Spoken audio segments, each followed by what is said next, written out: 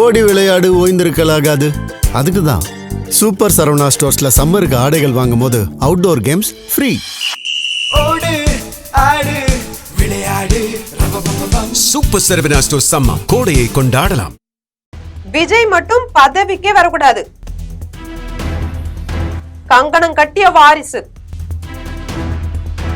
பாஜகவும் ஒரு பக்கம் பெரும் ஆவேசம்.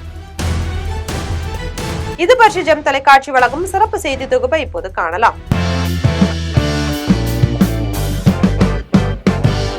தமிழக பொறுப்பு ஆளுநரை சந்திச்சு தாவேகா தலைவர் விஜய் ஆட்சி அமைக்க உரிமை கோரிய நிலையில ஆளுநர் இன்னமும் எந்த முடிவையும் சொல்லல.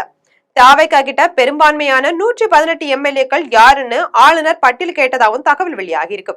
தாவேகாவுக்கு பெரும்பான்மை இல்லாத நிலையில திமுகவும் அதிமுகவும் இணைஞ்சு ஆட்சி அமைக்க போவதாகவும் கூறப்படுது. திமுக தலைமை நேற்று இப்படி ஒரு ஐடியாவோட அதிமுக தலைமையை அணுகிருக்காங்க. ஆனா அதிமுகவுக்கு இதுல பெரிய உடன்பாடு இல்ல.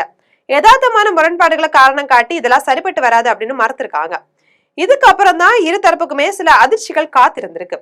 உடன் நிற்பார்கள் அப்படின்னு திமுக நம்பிய காங்கிரஸ் ஆதரவு கடிதத்தோட விஜயை போய் சந்திச்சிருக்காங்க.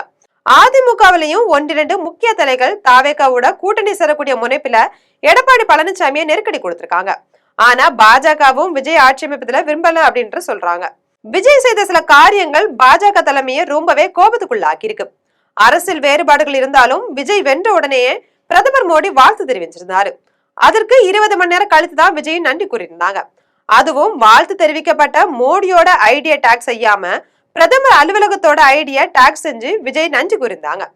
விஜயின் இந்த ஆணவ போக்கு டெல்லிக்கு பெரும் கோபத்தை ஏற்படுத்தி இருக்கு. அது போக காங்கிரஸோட ஆதரவையும் விஜய் பெற்றிருந்ததால பாஜக தலைமை ரொம்பவே கொந்தளிச்சு போயிருக்காங்கன்னு தான் சொல்லணுமே. இதனால டெல்லியில இருக்கக்கூடிய முக்கிய புள்ளி ரகசியமா திமுக தலைமையை அணுகிருக்காங்க. அதிமுக ஆட்சி அமைக்கட்டும், எடப்பாடி பழனிசாமி முதல்வர் ஆகட்டும், விஜய அதிகாரத்துக்கு வரவிடக்கூடாது அப்படின்ற மெசேஜ் திமுக தலைமை கிட்ட சொல்லப்பட்டிருக்கு. திமுக தலைமையை விட வாரிசே விஜய் ஆட்சி அமைக்க கூடாது அப்படின்றதுல ரொம்ப தீவிரமா இருக்காங்க. வாரிசோட விருப்பத்தால அந்த மிக முக்கிய விஐபி புள்ளி கொண்டு வந்த மெசேஜ திமுக தலைமை தீவிரமா ஆராய்ச்சி பார்த்துட்டு இருக்காங்க. இதை தொடர்ந்து திமுக மேலிடம் எடப்பாடி பழனிசாமியை தொடர்பு கொண்டு இந்த ஐடியாவை மீண்டும் வலியுறுத்தி இருக்காங்க. மேலும் எடப்பாடிக்கும் திமுகவின் ஆலோசனையை ஏற்க வேண்டிய தேவையை கட்சிக்குள்ளேயே உருவாக்கி இருக்கு. சி.வி. சண்முகம், எஸ்.பி. வேலுமணி போன்றவங்க எல்லாம் விஜய்க்கு ஆதரவு தெரிவிச்சு அதிகாரத்துக்குள்ள வர விரும்புறாங்க. அவங்களும் எடப்பாடியை நெருக்கிட்டு இருக்காங்க. நேற்று வந்த விஜய்க்கு ஆதரவு தெரிவித்து அதிகாரத்துல ஒட்டிக்கொள்வதை விட திமுக ஆதரவோடு ஆட்சி அமைக்கிறது மேல் அப்படின்னு எடப்பாடி கணக்கு போட்டிருக்காங்க. அதிமுக சார்பா 3 முறை முதல்வராயிருந்த ஓபிஎஸ் கூட திமுக கட்சியில எந்த சங்கடமும் இல்லாம இணைஞ்சிட்டாங்க.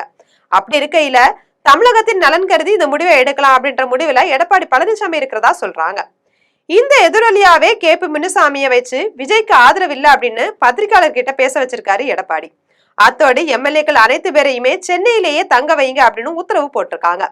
தொடர்ந்து புதுச்சேரியில் இருக்கக்கூடிய ரெசார்ட்ல அதிமுக எம்எல்ஏக்கள் தங்க வைக்கப்பட்டிருக்காங்க.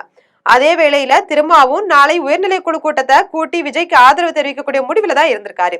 இந்த நேரத்துல அவசரப்படாதீங்க, வேறொரு திட்டம் இருக்கு, காத்திருங்க அப்படின்னு திமுகவோட தலைமை கூறியிருக்காங்க. இதை தொடர்ந்தே திரும்ப உயர்நிலை கூட்டத்தை ரத்து செஞ்சிருந்தாங்க. இதற்கிடையில தமிழக டிஜிபி சந்தீப் ராய் ரத்தோர் நேற்று இரவு விஜயை சந்திச்சு வாழ்த்து தெரிவிச்சிருந்தாங்க. அப்போது முதல்வருக்கு வழங்கப்படக்கூடிய பாதுகாப்பு குறித்து விவாதிச்சிருக்காங்க. டிஜிபி கிட்ட பேசிய விஜய், இப்போதைக்கு சூழல் சரியில்லை, வீட்டுக்கு போலீஸ் பாதுகாப்பு, கான்வாய் போன்றவற்றெல்லாம் எனக்கு வேணாம், அதை வாபஸ் பெற்றுடுங்க, ஆட்சி அமைச்ச பிறகு புரோட்டோகால் படி மீண்டும் பாதுகாப்பு தாங்க அப்படின்னு கேட்டிருக்காங்க. இதை அடுத்துதான் அவருக்கு வழங்கப்பட்ட கான்வாய் பாதுகாப்பு வாபஸ் பெறப்பட்டிருக்கு.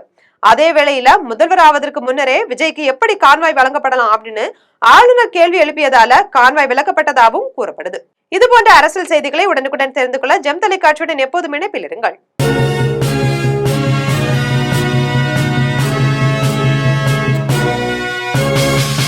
உடனுக்குடன் அப்டேட் தெரிந்து கொள்ள ஜெம் டிவி தமிழ் ஆப்பை இன்ஸ்டால் செய்யவும். ஓடி விளையாடு ஓய்ந்திருக்கலாகாது. அதுக்கு தான் சூப்பர் சரவணா ஸ்டோர்ஸ்ல சம்மருக்கு ஆடைகள் வாங்கும் போது அவுட்டோர் கேம்ஸ் ஃப்ரீ. ஓடு ஆடு விளையாடு சூப்பர் சரவணா ஸ்டோர்ஸ் சம்மர் கோடையை கொண்டாடலாம்.